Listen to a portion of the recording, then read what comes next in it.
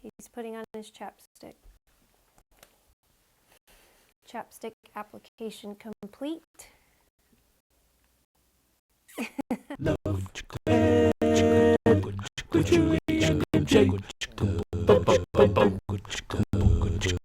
We've talked a lot about sex on this program, but this week we felt it was necessary to take time to address the issue of sexual abuse. Because it's so prevalent. People you know either have been or are being sexually abused. And more often than not, they have not told a soul. Maybe one of those people is you. So join us today for this important edition of Love Ed with Julie and MJ. Now, it's a tough topic, but one we need to tackle as we wrap up our current discussion on sex, which is the final intimacy impostor we have presented in our series, Relationology. And we've already addressed how sex outside of its proper context keeps us from the true intimacy our hearts desire. But up until now, we have been talking about consensual sex. I want it, she wants it. Congratulations. But if choosing to have sex can hurt our ability to relate intimately to those closest to us, then what does having sex forced on you do to somebody? Obviously, it's devastating. And yet, as we mentioned at the beginning of this episode, most of the people suffering from sexual abuse or past sexual abuse suffer in silence. And we can understand that because, like you said, it's so devastating and it can feel shameful. Yeah, but there is hope. And that is the first truth that we have to cling to if we're going to deal effectively with sexual abuse.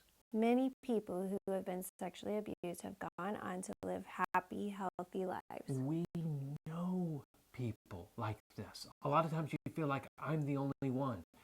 We know people like this, so we already know you aren't.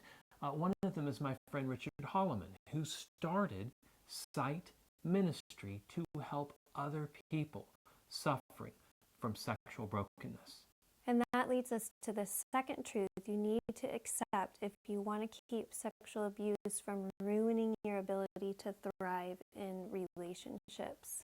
You can't ignore it. No one just gets over being sexually abused. You don't want to just forget it and push it into your past. No, that's what my mom tried to do. And it didn't work out well for her. No, she was sexually abused as a child, but hid it from even me and my dad almost her entire life.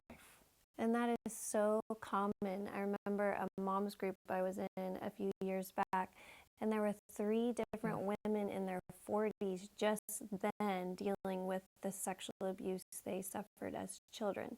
Is that how long you want to wait?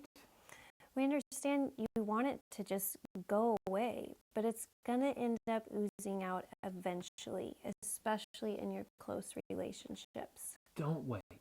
And if you suspect someone might be the victim of sexual abuse, please do not ignore the signs. There's no way around it. It's an ugly, difficult conversation to have. But if left in secrecy, the pain of abuse will breed other destructive behaviors in the victim. Which leads us right into the third truth for dealing with sexual abuse. You're going to need to tell someone.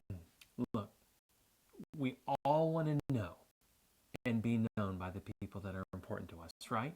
That's what our Relationology series has been all about. But how can Julie and how can we truly know and be known by each other if either she or I or both of us have sexual abuse in the past that we're not going to talk about?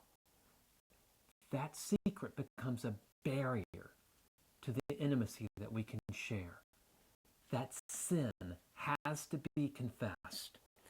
And if you were abused, it's not your sin. No. It's not your fault. No, but when you keep it secret, you are held by the shame of the sin of the perpetrator nonetheless. Sin brings death. The first fruits of that death are called shame. But the antidote to that death is confession. Even if the sin you're confessing isn't your sin, but the sin that was committed against you. Please tell someone with the wisdom and experience who can help you, someone you know and trust. And if you don't know someone like that, then contact us on our website so we can pray for you. Yeah, we're not experts in this area, okay? But we can most certainly pray for you, believing that the God who is sovereign over everything, and He is, can direct you to someone who does have expertise in this area. And not only that, we can connect you with a ministry like Sight Ministry that can help you also. You can be healthy and whole, no matter the abuse of your past. But only if you're willing to walk through the hard work of dealing with what's happened to you. And the first step in doing that is taking the rest to share your pain with someone you know and trust. We hope these 3 truths will help you to break free from fear and shame so that you can thrive in relationships. Which is the whole point of our series on relationology. And we only have one more video left in our relationology series, so join us next week for more on Love Ed with Julie and MJ. Love Ed with Julie